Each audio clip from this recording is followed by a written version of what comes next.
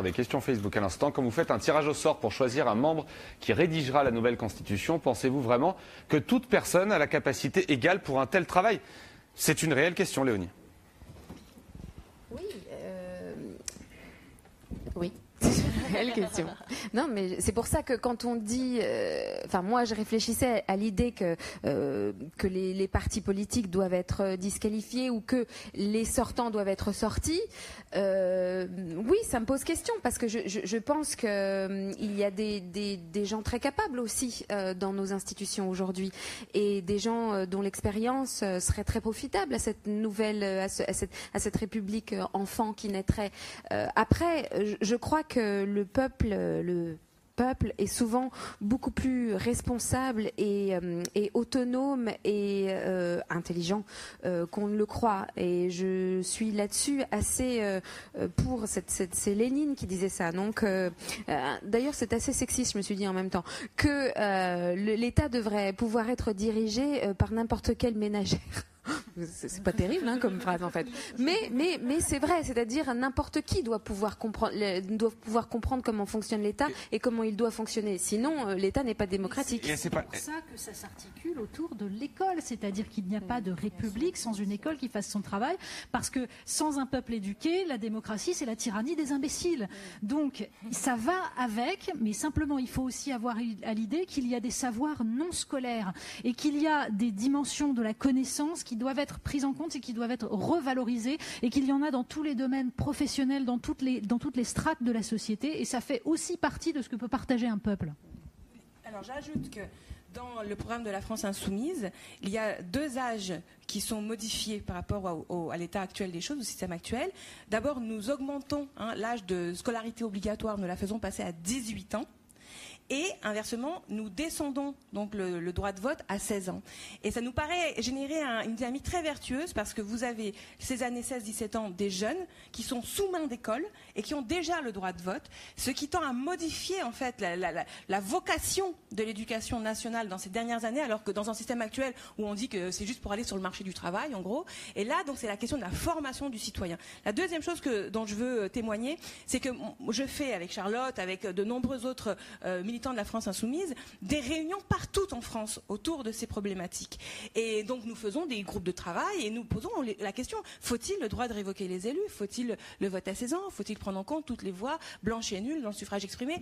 Faut-il la règle verte? Faut-il le droit de préemption des travailleurs sur leur outil de travail en cas de délocalisation sous la forme d'une coopérative? On pose des questions des fois compliquées.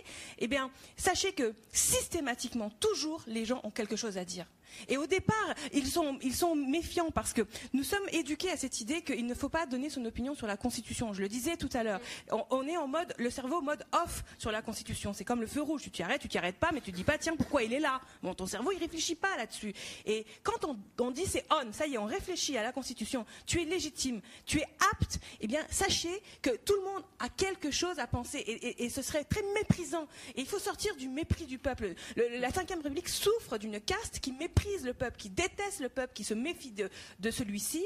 Et effectivement, ça commence par considérer que tout le monde n'a pas certes la même formation, mais tout le monde a le même droit égal et la légitimité à constituer. Voilà. Et c'est l'importance de notre modalité. Je crois que c'est l'utilité de cette modalité d'élection de la constituante qu'on a définie. Il y a des gens qui sont là sur des programmes, des mandats, avec une logique de responsabilité, de représenter quelque chose qui a été affirmé par les électeurs, et d'autres qui sont là sur le tirage au sort, donc qui n'ont pas de mandat. C'est l'ordinateur qui leur a donné ce pouvoir, mais du coup, de leur propre expérience, ils doivent fabriquer cet intérêt général. Mais la question est quand même intéressante parce qu'elle pose quand même la question dont on parlait avant l'émission de la technocratie, qui elle aussi a très mauvaise presse, pas par rapport aux mêmes gens. Mais je veux dire, si le peuple a mauvaise presse, la technocratie aussi a mauvaise presse.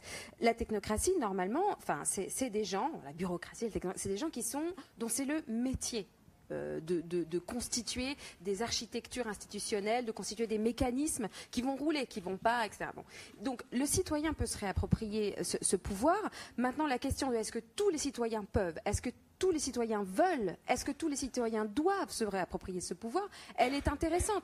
Est-ce qu'il n'y a pas aussi une possibilité d'avoir une spécialisation dans la citoyenneté avec des gens qui se spécialisent dans cette compétence technique-là parce qu'ils aimeraient ça, parce que voilà, on a le droit d'aimer le droit constitutionnel et donc finalement de vouloir être énarque et donc ensuite... Enfin, alors après, je trouve que c'est intéressant parce que je pense que ces débats doivent être au cœur aussi de la réflexion. Qu'est-ce qu'on fait parce que c'est aussi eux qu'on veut convaincre.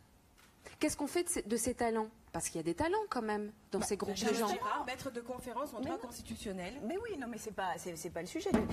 Moi, je me rends compte que quand on fait des réunions justement, des réunions publiques sur le thème de la Constituante et de la 6e République, on est face à des gens dont c'est pas forcément la spécialité. Moi, je n'interviens pas d'ailleurs comme prof de droit constitutionnel. Je refuse justement d'arriver avec des arguments qui pourraient être des arguments scientifiques et qui du coup valent par eux-mêmes. Or non, j'interroge précisément les citoyens que j'ai en face de moi par rapport à leur volonté, enfin leur désir. Mais ce dialogue est nécessaire. Oui, il est nécessaire. Mais je pense qu'on peut très bien mettre à disposition un certain nombre d'options, qui sont des options voilà, pour l'élection du président de la République ou pas. Et ensuite, on examine les conséquences. Mais tout le monde est capable d'avoir une idée là-dessus. Et c'est pas du tout ni manipuler les gens, ni les mettre dans une situation impossible parce qu'ils n'auraient pas l'expérience ou l'expertise. Surtout pas. Donc tout le monde peut et tout le monde devra en tout cas participer à cette nouvelle constitution. J'espère que vous y voyez un peu plus clair sur cette 6e République et sur cette assemblée constituante avec tout ce dont on a parlé. On peut vous montrer un livre, le Guide citoyen de la 6e République. Raquel Garrido explique très bien ça et sur le site de l'Avenir en commun également, toutes les propositions y sont déclinées. Merci beaucoup.